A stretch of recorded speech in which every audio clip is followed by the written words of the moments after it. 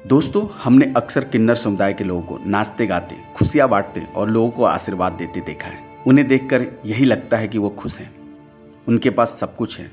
लेकिन कहते हैं ना, हर मुस्कान के पीछे एक कहानी होती है। हर हंसी सच्ची नहीं होती। मुस्कान किन्नर की कहानी भी कुछ ऐसी ही थी।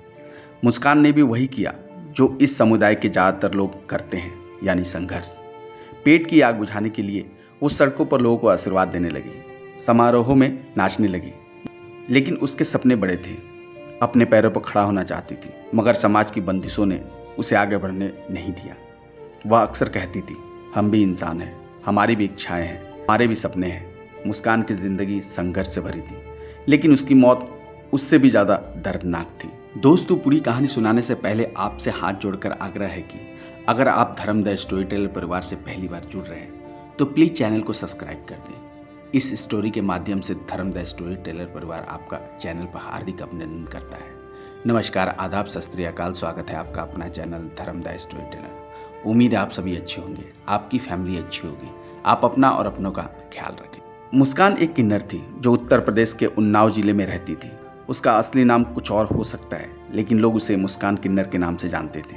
वह किन्नर समाज में काफ़ी प्रभावशाली थी और उसकी अच्छी खासी कमाई होती थी। किन्नर मुस्कान ने 2 शादियाँ की थी। पहली शादी उसने फतेहपुर के वसीम से की थी और 2010 में वसीम से शादी के बाद मुस्कान सफीपुर कस्बे में बबर अली खेड़ा में मकान खरीदकर रहने लगी थी। मुस्कान और वसीम के बीच 3 साल तक सब ठीक रहा। इसके बाद वसीम नेग में मिलने वाले रुपये जेवर छीनने लगा। विरोध पर मारपीट भी करता था, जिस पर किन्नर समाज की मदद से वसीम से रिश्ता तोड़ लिया था। वसीम के रिश्ता टूटने के बाद मुस्कान ने मथुरा के सोनू से दूसरी शादी की थी। सोनू भी उसके साथ रहने लगा था। पति वसीम ने कई बार मुस्कान को जान से मारने की धमकी दी थी। फतेहपुर में वसीम पर कई अपराधी मुकदमे दर्ज हैं। उसने सफीपुर के मकान पर मालिकाना हक पाने के लिए 2016 में मुकदमा भी डाला था। सोनू से मुस्कान की शादी को लेकर वसीम गुस्से में था। किन्नर समुदाय में गुरु चेला परंपरा होती है, जिसमें गुरु अपने शिष्य को नाचने गाने और समाज में अपनी जगह बनाने की शिक्षा देता है। मुस्कान भी एक गुरु थी और उसके कई चेले थे, जिसमें सलोनी किन्नर, रूबी किन्नर और अन्नू किन्नर प्रमुख थे। मुस्कान समाज में अच्छी प्रतिष्ठा रखती थी। वह शादी, ब्याह, बच्चे के जन्म जैसे कार्यक्रमों में बधाई लेने के लिए जाती थी, जो किन्नर समाज की आमदनी का मुख्य जरिया होता है। इसके अलावा उसके पास पहले से ही काफ़ी संपत्ति थी, जो उसने सालों की मेहनत से जुटाई थी। मुस्कान के पास लाखों रुपये नकद और महंगे गहने थे। उसकी आर्थिक स्थिति अच्छी थी और इसी वजह से कई लोग जलने लगे थे, खासकर उसके चेले, जो लंबे समय से उसकी संपत्ति पर नज़र गड़ाए हुए बैठे थे। मुस्कान के चेले उसके बहुत करीब थे, लेकिन धीरे धीरे उनमें लालच बढ़ता गया। सलोनी, रूबी और अन्नू को लगने लगा कि मुस्कान अकेले सब कुछ भोग रही है, जबकि वो केवल उसकी सेवा कर रहे हैं। सलोनी, जो इस साजिश का मास्टरमाइंड थी, रूबी और अन्नू के साथ मिलकर मुस्कान की हत्या का प्लान बनाया। उनका मकसद था मुस्कान की सारी संपत्ति लूटना, गुरु की जगह खुद आगे बढ़ना। 29 जुलाई 2022 की रात मुस्कान अपने घर में सो रही थी। तभी सलोनी, रूबी और अन्नू ने घर में घुसकर मुस्कान को गोली मार दी। हत्या के बाद सबूत मिटाने के लिए सीसीटीवी के डीवीआर उखाड़कर ले गए, ताकि कोई सबूत ना बच सके।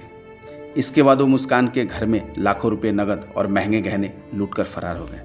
रूबी ने सोचा कि अगर वह मुस्कान की हत्या कर दे और फरार हो जाए तो सारा आरोप उसके पहले पति वसीम पर आ जाएगा। इसी योजना के तहत उसने चालाकी से साजिश रची और हत्या को अंजाम दिया। अपने फायदे के लिए परिस्थिति का पूरा लाभ उठाते हुए वहाँ से फरार हो गई, ताकि शक किसी और पर जाए और वह आसानी से बच सके। मुस्कान की हत्या से पूरे इलाके में सनसनी फैल गई। पुलिस ने जब मामले की जाँच शुरू की तो शक मुस्कान के चेले पर गया, क्योंकि वो अचानक लापता हुए थे।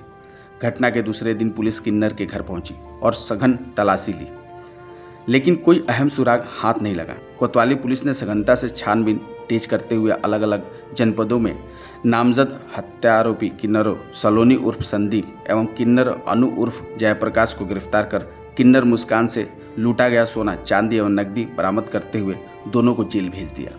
मुकदमे की विवेचना तत्कालीन इंस्पेक्टर सफीपुर अवनीश सिंह ने की और दोनों आरोपियों के खिलाफ पर्याप्त साक्ष्यों को जुटाते हुए न्यायालय में 1 नवंबर 2022 को चार्जशीट दाखिल कर दी।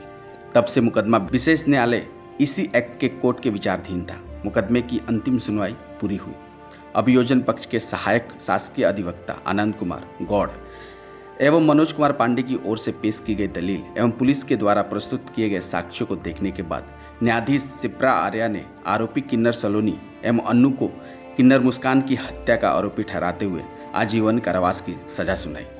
न्यायाधीश ने अपने आदेश में कहा कि जिस मुजरिम को पुलिस अभी तक पकड़ नहीं सकी है उसे जल्द से जल्द गिरफ्तार किया जाए। मुस्कान की हत्या ने किन्नर समाज को हिला कर रख दिया है।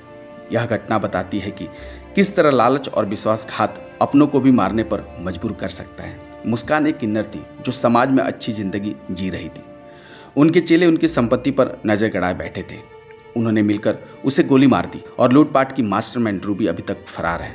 यह घटना एक सबक है कि कभी कभी अपने ही सबसे बड़े दुश्मन बन जाते हैं। मुस्कान की मौत ने पूरे शहर को झकझोर के रख दिया है। उसकी हत्या केवल एक इंसान की नहीं बल्कि उसके सपनों की, उसकी इच्छाओं की और उसके हक की हत्या थी। लेकिन कहते हैं ना, न्याय भले ही देर से मिले मगर मिलती जरूर है।